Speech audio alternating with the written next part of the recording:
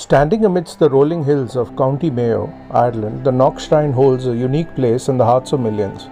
A haven for pilgrims and a symbol of enduring faith, its story intertwines with a reported Marian apparition, historical struggles, and a modern-day resurgence as an international Eucharistic and Marian shrine. In this video, we delve into the multifaceted essence of the Knock Shrine, exploring its origins, religious significance, cultural impact, and contemporary relevance. On a rainy evening on August 21, 1879, in the village of Knock, Ireland, Mary Byrne, the oldest of the Byrne daughters, was walking past the church when she saw an apparition of the Blessed Virgin Mary, Saint Joseph, and Saint John the Evangelist, bathed in celestial light, gathered around a stone gable wall.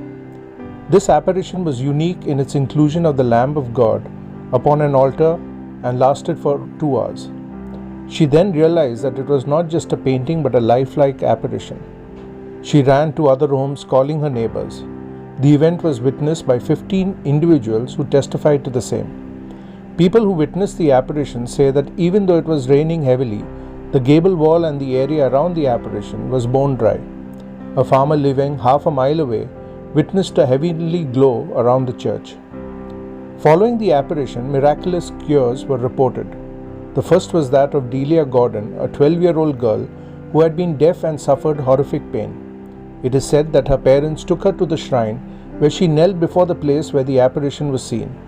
Her mother picked a piece of cement from the gable wall, blessed it, and put it on her daughter's ear. The pain went immediately and she was no longer deaf. When the media picked up the story, word spread like wildfire and the shrine was flocked with pilgrims all over Ireland, bringing the sick or seeking peace and solace or a renewed connection to their faith. Sadly, however, very little of the original wall remains as devotees in the hope of a cure broke pieces of the wall and took them home. The miraculous power of the place still remains, and over the years, thousands of people have since been cured, some leaving their crutches behind as a symbol of their healing and gratitude. There is also another beautiful story associated with the Knock apparition. Archdeacon Kavanagh was known to practice special devotion to the Mother of God. Some months before the apparition, he made known to his parishioners his plan to say 100 masses for the souls in purgatory which our Blessed Mother wished released. Many people think it highly significant that the apparition occurred within 1 week of his having said the last of the 100 masses. Archdeacon Kavanagh undoubtedly played a significant role in the rise of the Knock Shrine. In October 1879, he began keeping a diary of all cures reported at Knock, and in March 1880, the Weekly News began publishing extracts from his diary. By October of that year, the published list of cures had reached 637.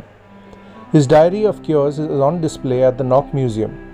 Kavanagh died on 8th December 1897 and was laid to rest in Knock Parish Church.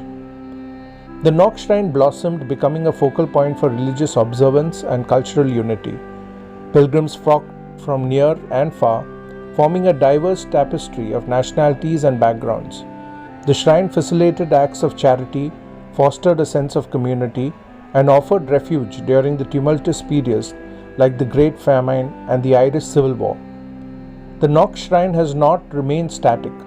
Recognizing its growing importance, Pope John Paul II visited in 1979, solidifying its global significance. In 2021, Pope Francis officially recognized it as the International Eucharistic and Marian Shrine, further elevating its stature. Today, the Knock Shrine embraces modernity while preserving its core values. A modern basilica stands alongside the original apparition site, offering facilities for prayer, reflection, and education. In an increasingly globalized and secular world, the Knock Shrine provides a space for reflection and introspection. It reminds us of the enduring power of faith, the value of community, and the importance of hope in challenging times.